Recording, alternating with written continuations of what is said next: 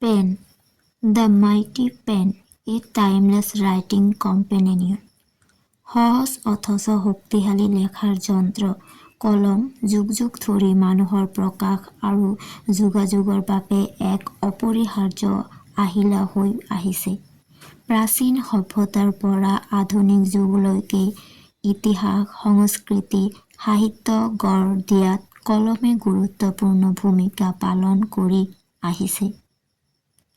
কলমৰ ইতিহাস।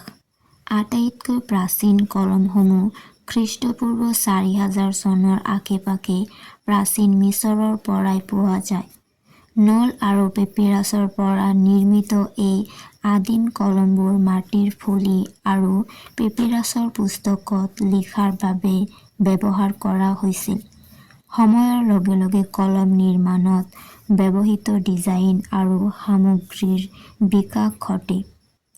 Queen PAN, metal নিব পেন আৰু শেষত আধুনিক বল পইণ্ট আৰু ৰোলাৰ বল পেনৰ প্ৰচলন হয়। কলমৰ তাৎপৰ্য।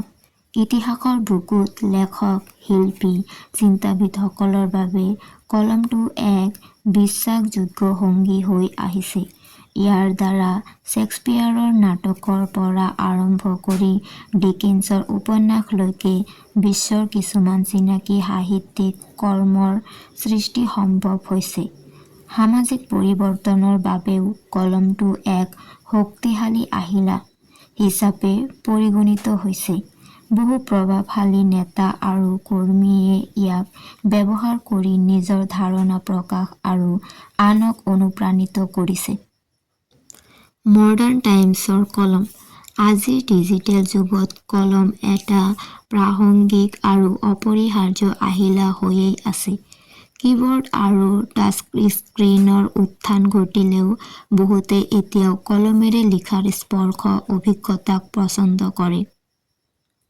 কলমে কলাত্মক প্ৰকাশৰ ক্ষেত্ৰতো গুৰুত্বপূৰ্ণ ভূমিকা পালন কৰি আহিছে।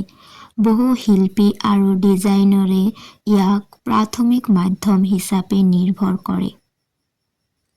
উপসংহাৰ। সামৰণিত ক'ব পাৰি যে কলম হৈছে মানৱ ইতিহাস আৰু সংস্কৃতিত উল্লেখযোগ্য ভূমিকা গ্ৰহণ কৰা এক কালজয়ী লেখাৰ সঙ্গী। প্ৰাচীন সভ্যতাৰ পৰা আধুনিক যুগলৈকে কলমে বিশ্বৰ কিছুমান চিনাকি সাহিত্যিক আৰু শিল্পকৰ্ম সৃষ্টি কৰিবলৈ সক্ষম কৰি তুলিছে। সৃষ্টিশীলতা, আত্মপ্ৰকাশ, বৌদ্ধিক স্বাধীনতাৰ প্ৰতীক হিচাপে কলমটো আগন্তুক প্ৰজন্মৰ বাবে এক অপৰিহাৰ্য আহিলা হৈয়েই থাকিব।